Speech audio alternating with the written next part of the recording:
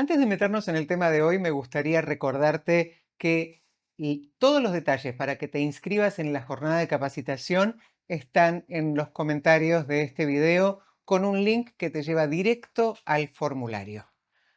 Vamos directo a lo que vinimos a hablar hoy. ¿Quién es inteligente? Últimamente vivimos hablando de inteligencia artificial, por eso quiero invitarte a pensar en nuestra propia inteligencia humana y volver a mirarla como una zona para mejorar y una zona para ampliar. Vamos a hablar de persona inteligente a persona inteligente.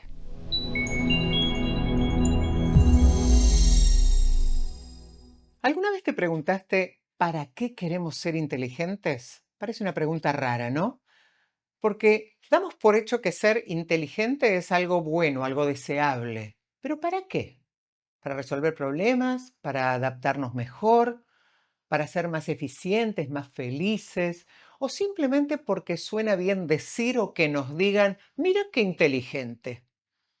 La inteligencia, si nos ponemos técnicos, se ha definido de muchas maneras. Pero una de las más aceptadas es que es la capacidad de comprender, de razonar, de resolver problemas, de adaptarse a un entorno y de aprender de la propia experiencia. Es decir, una combinación de habilidades mentales que nos permiten darle sentido al mundo y actuar en consecuencia. Pero en los últimos años apareció un nuevo jugador, la inteligencia artificial. Y entonces la pregunta se volvió más incómoda. ¿Seguimos siendo nosotros los únicos inteligentes? ¿La inteligencia artificial es realmente inteligencia? Ahí es donde se empieza a poner interesante. Lo que llamamos inteligencia artificial no comprende en el sentido humano de lo que es comprender. No siente curiosidad, no se pregunta cosas, no tiene conciencia de que está resolviendo un problema. Simplemente, o complejamente, procesa datos a una velocidad y con una eficiencia inalcanzable para nosotros, pero sin intención, sin sentido del por qué. Hace cosas que un ser humano le costaría un montón hacer, sobre todo a esa velocidad, pero no porque entienda lo que está haciendo, sino porque sigue patrones y está entrenada con modelos y responde en función de lo que ya se le mostró antes. Entonces, ¿es inteligencia o no es inteligencia? Bueno, depende de qué entendamos por inteligencia. Si lo reducimos a la capacidad de dar buenas respuestas, podríamos decir que sí, que la inteligencia artificial es inteligencia. Pero si pensamos la inteligencia como un proceso con sentido, con contexto, con motivaciones internas y con la capacidad de redefinir el problema, entonces estamos hablando de otra cosa. La inteligencia artificial no sabe lo que está haciendo. Aunque finge de maravilla, no sabe que vos existís ni que ella existe. Solo calcula. Y mientras tanto, nosotros los humanos, los del cerebro de redes neuronales de verdad, estamos cada vez más tentados en delegar nuestra propia inteligencia a esa otra inteligencia. ¿Por comodidad? Puede ser, pero dejamos de pensar rutas porque tenemos GPS. Dejamos de recordar fechas porque el calendario nos avisa. Dejamos de escribir completo porque tenemos un teclado predictivo que nos sugiere palabras. Y a veces hasta dejamos de formular preguntas porque, bueno, el chat ya lo hace por nosotros. A ver, no está mal usar herramientas. Siempre lo hicimos. La rueda, el fuego, la imprenta.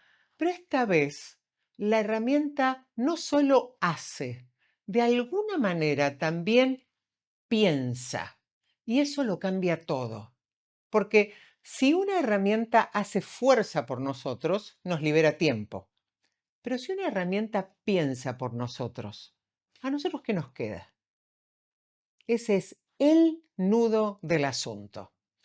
La inteligencia artificial avanza, pero ¿qué hacemos nosotros con la inteligencia que dejamos de usar? ¿Qué pasa cuando dejamos de usar nuestra inteligencia? Si uno deja de mover un músculo, el músculo se atrofia, ¿no? Y si uno deja de pensar, ¿pasa lo mismo? Podemos mirarlo así. La inteligencia es como un músculo invisible. No se ve, pero también necesita que se lo use, que pueda ganar fuerza por medio de la resistencia, esos pequeños desafíos cotidianos, porque lo que no se usa se debilita. Y hay muchas funciones que antes requerían un esfuerzo mental, que las hemos tercerizado a la tecnología. Ya dijimos, GPS, calculadora, lista de contactos, y eso está muy bien. Ahora, imagínate que decidís hacer lugar en tu casa. Donás, tirás, regalás, te volviste una especie de maricondo y tiraste todo lo que no usabas hace un año para hacer lugar. Pero de repente te das cuenta de que necesitas algo de eso que tiraste y tenés que ir a comprarlo de nuevo. Volvés a elegir con más conciencia de qué es lo que querés, sobre todo qué es lo que querés que entre en tu casa y para qué. Con la capacidad de nuestro cerebro podemos de alguna forma hacer lo mismo. Tercerizar en la tecnología tiene que tener un para qué.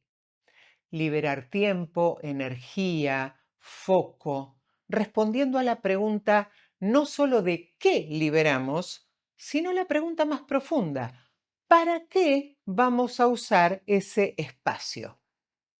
Santiago Bilinkis lo plantea como una paradoja de esta era. Dice que nunca hubo tantas herramientas que piensen, predicen y deciden por nosotros. Y sin embargo, nunca fuimos tan poco conscientes de cómo usamos nuestra mente. La tecnología no hace cosas por nosotros, hace cosas en lugar de nosotros. Y cuando eso pasa, algo siempre se pierde. Marshall McLuhan, un pensador canadiense, decía que toda extensión tecnológica es también una amputación. Cuando la rueda extiende el pie camina menos. Cuando la inteligencia artificial extiende la mente piensa menos. Si cuando uso el mapa de Google dejo de recordar mentalmente el mapa mental de mi ciudad, mi hipocampo, una región clave para la memoria espacial, se activa menos y en el largo plazo pierde fuerza, se desentrena. No desaparece, pero pierde plasticidad. Y lo mismo ocurre con el lenguaje. Si nos acostumbramos a que el ChatGPT escriba por nosotros, no elegimos tanto lo que decimos, sino lo que el sistema nos ofrece. Y eso de alguna forma moldea cómo escribimos y de alguna manera también la forma en la que vamos pensando. Entonces, no es que la estructura del cerebro se vuelve menos inteligente, no se encoge ni pierde neuronas a gran escala, pero sí cambia la forma en que usamos los recursos disponibles y poco a poco lo urgente reemplaza a lo importante. Lo inmediato reemplaza a lo profundo. Lo fácil reemplaza al esfuerzo. Vamos haciendo que nuestra inteligencia esté fofa. Podemos pensar, bueno, si resuelve la vida, ¿qué importa? Y ahí está el riesgo. Resolver la vida no es lo mismo que vivir la vida. Saber resolver problemas es una cosa, pero hacer el proceso de resolverlos es una cosa muy diferente. Y ese proceso es el que entrena nuestra inteligencia. Si cada vez que aparece un obstáculo mental se lo damos a la inteligencia artificial para que lo resuelva, lo que perdemos no es la solución, es la experiencia de haber creado esa solución. Y eso obviamente tiene consecuencias. Por ejemplo, disminuye la tolerancia a la frustración. Cuando todo es fácil, cualquier cosa que requiera más de 2 pasos te empieza a molestar. Entonces nos volvemos impacientes. También baja la capacidad de atención sostenida. Nos cuesta, por ejemplo, leer un libro sin mirar el celular a cada rato. Se nos hace difícil estar en una sola cosa sin sentir que no estamos aprovechando bien el tiempo. Nos está empezando a costar habitar el mientras tanto del pensamiento y poco a poco vamos perdiendo agencia. Perdemos la capacidad para actuar de manera intencional y tomar decisiones que influyan en nuestra propia vida o en nuestro entorno. Con sentido, tener control sobre las acciones y sus consecuencias, así como la confianza para enfrentar diferentes situaciones. Esa capacidad de decidir desde uno mismo. ¿Te imaginas si a esta altura de la vida no tomases ninguna decisión sin consultar con tus padres? Bueno, el algoritmo siempre va a tener una sugerencia, una recomendación, un consejo que sabe que te gusta, pero ¿esa decisión sigue siendo realmente tuya? No estoy diciendo que la tecnología es una enemiga, todo lo contrario, pero es muy tentadora para abandonar el timón de tu nave. Y como toda tentación, se nos vuelve peligrosa cuando uno se acostumbra y no ve lo que está dejando atrás en el camino. No es lo mismo tener una calculadora que no saber cuánto es 7 por 8 sin sacar el celular. ¿Ya hiciste la cuenta? Ok, no es lo mismo tener un asistente virtual que no saber organizar una idea. No es lo mismo tener una inteligencia artificial que responde que no tener preguntas propias. Y ese tal vez es el desafío más grande que enfrentamos hoy. No solo qué nos da la tecnología, sino qué partes de nuestra inteligencia estamos dejando de usar porque ya no hacen falta. ¿Qué partes de nuestro pensamiento queremos delegarle a un copiloto y sobre qué cosas queremos seguir manteniendo nosotros el control? Eso es lo que nos hace verdaderamente inteligentes. Usar las herramientas para lo que hemos construido las herramientas, para ser más libres. Cuando la herramienta te genera dependencia, la herramienta se convierte en tu amo y vos en su esclavo. Y este es un proceso muy sutil. Llamado a los inteligentes, vuelvan a tomar el timón de sus vidas y denle sentido y propósito, un para qué que dirija todo lo demás. ¿Estás listo para abandonar la dependencia y ser tu propio jefe nuevamente? Nos vemos pronto.